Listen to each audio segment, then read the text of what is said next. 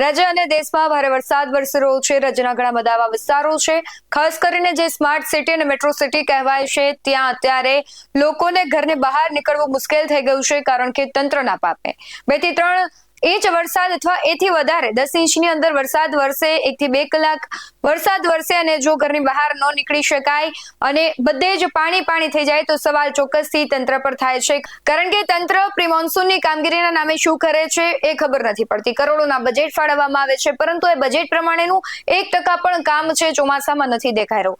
અમદાવાદ જેવા, સુરત જેવા smart city છે, ત્યાંથી જે દ્રશ્યો આવ્યા છે તે ખૂબ ભયાનક હતા અને સવાલ કરનારા હતા। નમસ્કાર, ગુજરાત BS9 TV ન્યૂઝમાં આપની સાથે હું છું ભગવતી વિશાવડિયા। સુરત અને અમદાવાદમાં પૂરની સ્થિતિનું નિર્માણ થઈ ગયું છે। અત્યંત ગંભીર પરિસ્થિતિ થઈ ગઈ છે, કારણ કે છેલ્લા 3 દિવસથી જે વરસાદ પડી રહ્યો છે, ઘણા બધા એવા વિસ્તારો છે જે નીચા વાળા વિસ્તારો છે, ત્યાં છે લોકોને ઘરની બહાર અને ઘરમાં પાણી ગરી ગયા છે, કારણ કે ત્યાં પૂરતી વ્યવસ્થાઓ નથી। પાણી ક્યાં જાય તો પાણી જાય ક્યાં, ફ્લો વધી જાય છે પાણીનો અને લોકોના ઘરમાં પાણી ઘૂસી જતા હોય છે। ઉપરવાસમાંથી ભારે વરસાદને કારણે શહેરની 2 મુખ્ય ખાડીઓ સુરતમાં છે, જે ભયજનક સપાટી વટાવી ગઈ છે। લિંબાયત, મીઠી ખાડી અને પર્વત ગામ, પર્વત પાટિયા, સન્યા, હેમાદ, પાંડેસરા અને સારોલી જેવા નીચાણવાળા વિસ્તારોમાં 5 થી 6 ફૂટ સુધીના પૂરના પાણી ફરી વળ્યા છે। પરિસ્થિતિ એટલી વિકટ બની ગઈ છે કે સારોલી પોલીસ સ્ટેશન, સ્થાનિક આરોગ્ય કેન્દ્ર અને સેંકડો વાહનો પાણીમાં ગરકાવ થઈ ગયા છે। રેડ એલર્ટમાંથી ભલે રાહત મળી ગઈ હોય, પરંતુ નીચાણવાળા વિસ્તારોમાં જળબંબાકાર થતા વાહન વ્યવહાર અને જનજીવન સંપૂર્ણપણે ઠપ થઈ ગયું છે। આ જળસંકટ વચ્ચે ફાયર બ્રિગેડ અને પોલીસ વિભાગ દ્વારા રાહત બચાવની કામગીરી પૂર્ણ જોશમાં ચલાવવામાં આવી રહી છે, ત્યારે પાંડેસરાના કૃષ્ણનગર ખાતેથી બોટ મારફતે મહિલાઓ અને બાળકો સહિત 10 લોકોને સુરક્ષિત સ્થળે ખસેડવામાં આવ્યા। તો બીજી તરફ કાપોદ્રાની શ્રીરામનગર સોસાયટી ખાતે ખાડીમાં પગલપસી જતા અનિલ માળી નામના આધેડ તણાયા હતા, પરંતુ તેમને સતર્કતા દાખવી જળ પકડી રાખતા ફાયર અને પોલીસે દોરડા વડે તેમનું દિલધડક રેસ્ક્યુ કર્યું હતું। ઘટના બાદ ડીસીપી, એસીપી અને પીઆઈ સહિતનો જે કાફલો છે એ પરિવારના ઘરે પહોંચી ગયો હતો। અનાજની કીટ અને કપડાં પૂરા પાડી માનવતા પણ દાખવી હતી, પરંતુ સુરતમાંથી જે દ્રશ્યો આવ્યા છે તેના પર સૌથી પહેલા નજર કરીએ। સુરતમાં વરસાદ તો બંધ થયો છે, પરંતુ ખાડીપુરની વિકટ પરિસ્થિતિનું નિર્માણ થયું છે। હાલ આપણે તમને સીધા જ આ ખાડીપુરના દ્રશ્ય બતાવીશ કે આ લિંબાયત મીઠી ખાડીના જે પાણી છે તે લોકોના ઘરમાં અને રોડ રસ્તા ઉપર ફરી વળ્યા છે। અહીં વિવિધ ગીતાનગર, મામાનગર સહિતની અન્ય મોટી 5 સોસાયટીઓ આવી છે અને આ તમામ સોસાયટીને આ ખાડીના પાણીએ બાનમાં લીધા છે। ફાયર વિભાગ, SDRF અને સ્થાનિક સંસ્થાના આગેવાનો દ્વારા જે અસરગ્રસ્ત હોય તેઓને સ્થળાંતર કરવાની કામગીરી પણ સતત કરવામાં આવી રહી છે। લોકોની મુશ્કેલીઓમાં સતત વધારો થઈ રહ્યો છે। આપણી સાથે કેટલાક સેવાભાવી લોકો જોડાયા છે, તેમની સાથે સીધી વાત કરીશું। તમારું નામ અને કઈ પ્રકારની કામગીરી હાલ? સારી છે, કામગીરી બધાની સારી છે। કોર્પોરેટરો બી 4 સારા છે, બીજા બધા જે સેવાભાવિક છે એ લોકોની કામગીરી સારી છે ને અત્યારે જે ફાયર બ્રિગેડવાળા છે એ લોકોની કામગીરી સારી છે। પણ શું છે કે હાલતના કારણે બધી બાજુએ આપણે પહોંચવું એટલે અઘરું પડે થોડું। અત્યાર સુધી કેટલા લોકોને કેટલી જગ્યાએથી રેસ્ક્યુ કર્યા છે? મામાનગર, બોમ્બે આવાસ કોલોની, એમાંથી લગભગ 90% બહાર ખસેડાયા છે। વિધાતામાંથી 8-10 ઘરો ખસેડાયા છે, કારણ કે વિધાતામાં બીજી કોઈ તકલીફ આપણે પડતી દેખાતી નથી।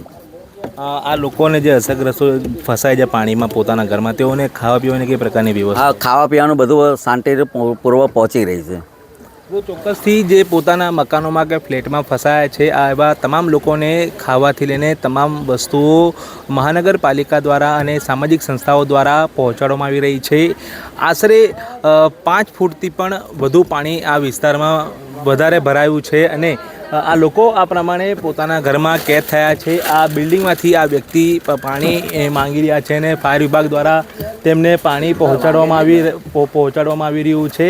એટલે આ દર વર્ષની જેમ આ વર્ષે પણ સુરતમાં ખાડીપુરે તારાજી સર્જી છે। લોકોની હાલાકીમાં સતત વધારો થયો છે। લોકો પોતાના ઘરમાં અને મકાનમાં કેદ થયા છે। સ્થાનિક લોકો અને ફાયર વિભાગ અને SDRF, NDRFની ટીમ દ્વારા સતત રાહત કામગીરી જે છે તે કરવામાં આવી રહી છે। સૌથી મોટી વાત છે કે જે રીતે ઉપરવાસમાં વરસાદ વરસ્યો વરસ્યો હતો અને તે વરસાદી પાણી સુરતની વિવિધ ખાડીઓમાં આવ્યું હતું અને ત્યારબાદ સુરતની જે પસાર થતી વિવિધ ખાડીઓ છે તેના સ્તરમાં વધારો થયો હતો અને આ તમામ જે ખાડીઓનું જે પાણી છે તે અનેક જે ખાડીના આસપાસના વિસ્તારો છે તેમાં ફરી વળ્યા છે અને આ પ્રમાણે જે કહી શકાય કે ગીતાનગર અને મામાનગર જે આવાસ સહિતની જે સોસાયટીઓ છે તેમાં 6 ફૂટ જેટલા પાણી ભરાયા છે અને જે લોકો પોતાના ઘરમાં કેદ થયા છે અને NDRF SDRF ને ફાયરની ટીમ દ્વારા તમામ લોકોને જે ખાવાથી લઈને પાણીની તમામ સુવિધાઓ છે તે પૂરી પાડવામાં આવી રહી છે. સુરતમાં ખાડીપુરનું નિર્માણ થયું છે અને પર્વત પાટિયા સ્થિત મામાનગર આવાસમાંથી લોકોને રેસ્ક્યુ જે ફાયર વિભાગ દ્વારા કરવામાં આવી રહ્યા છે. તમને સીધા જ આ દ્રશ્ય બતાવીશ કે આ મહાનગરપાલિકા સંચાલિત આ મામાનગર આવાસ છે અને તેમાં ફાયર વિભાગના જવાનો દ્વારા ભારે જહેમત ઉઠાવીને જે અહીં જે રહેતા લોકો છે તેઓને રેસ્ક્યુ કરવામાં આવી રહ્યા છે. આ બાજુથી પણ અન્ય જે બિલ્ડિંગ છે તેમાંથી કેટલાક લોકોને ફાયરના જવાનો દ્વારા મહાનગરપાલિકાની ટીમ દ્વારા તેમને રેસ્ક્યુ જે સતત કરવામાં આવી રહ્યા છે. આ મામાનગર આવાસ છે તેમાં આશરે 300થી વધુ ફ્લેટો છે અને તેમાં મોટી સંખ્યામાં લોકો રહે છે અને તમે આ સીધા જ દ્રશ્યો તમે જોઈ શકો છો કે આ બિલ્ડિંગનો જે આ ગ્રાઉન્ડ ફ્લોરનો ભાગ છે તે આખો પાણીમાં ગરકાવ થયો છે અને આ પ્રકારની જે ગંભીર પરિસ્થિતિ છે તેનું નિર્માણ થયું છે. મહાનગરપાલિકાના જે ફાયર વિભાગના જે અધિકારીઓ અને કર્મચારીઓ છે અને જે સ્થાનિક સામાજિક આગેવાનો છે તેઓ દ્વારા સતત રાહતની કામગીરી બચાવની કામગીરી કરવામાં આવી રહી છે. જે લોકોનું રેસ્ક્યુ નથી કરાયું તે લોકોને સતત ખાવા પીવાથી લઈને પાણીની તમામ સુવિધાઓ છે તે ફાયર વિભાગ દ્વારા કરવામાં આવી રહી છે. BS9 TV ન્યૂઝની ટીમ હાલ ગ્રાઉન્ડ ઝીરો રિપોર્ટિંગ માટે પહોંચી છે અને તમને સતત જે પળે પળની અપડેટ છે તે તમને આપવામાં આવી રહી છે. સૌથી મહત્ત્વની બાબત છે કે હવે પાછલા 3 દિવસથી આ જ પ્રકારે સુરતમાં ખાડીપુરની સ્થિતિનું નિર્માણ થયું છે.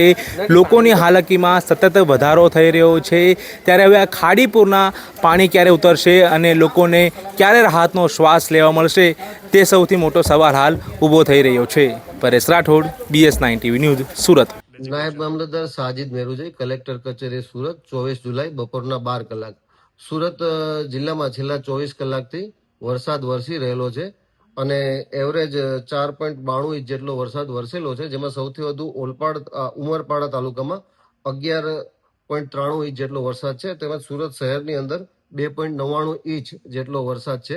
ભારતીય હવામાન વિભાગની જે આગાહી છે તે મુજબ આજે 24 જુલાઈએ સુરત જિલ્લો યલો એલર્ટમાં છે, એટલે કે ભારે વરસાદની સંભાવના છે.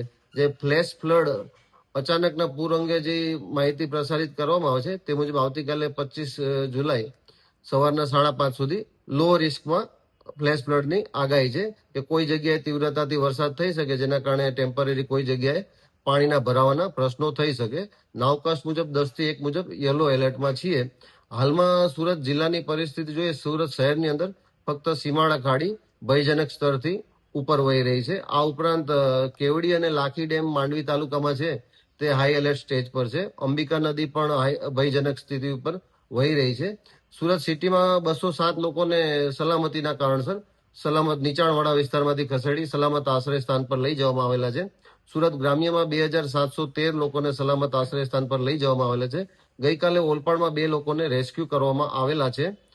આ ઉપરાંત ગઈકાલે ભૂકંપ ખંભાતના અખાતમાં રાતના 11:09 3.2 તીવ્રતાનો એક ભૂકંપ આવેલો હતો, જેના કારણે કોઈ પણ પ્રકારની જાનહાની થઈ નથી. હાલમાં સુરત પંચાયત હસ્તકના 174 રોડ રસ્તા બંધ છે. મોટાભાગના વૈકલ્પિક રસ્તા ચાલુ છે. સ્માર્ટ સિટીની જે આ હાલત થઈ છે તેને લઈને તમારું શું માનવું છે? જવાબદાર કોણ છે તે કમેન્ટમાં જરૂરથી જણાવજો. બાકી આવા જ બધું અહેવાલો સાથે ફરી મળતા રહીશું. તમે અમારી YouTube ચેનલને સબસ્ક્રાઇબ કરવાનું અને Facebook અને Instagram પર ફોલો કરવાનું ભૂલશો નહીં. બાકી અવનવી અપડેટ્સ મેળવવા માટે આપ જોતા રહો BS9 ન્યૂઝ. નમસ્કાર.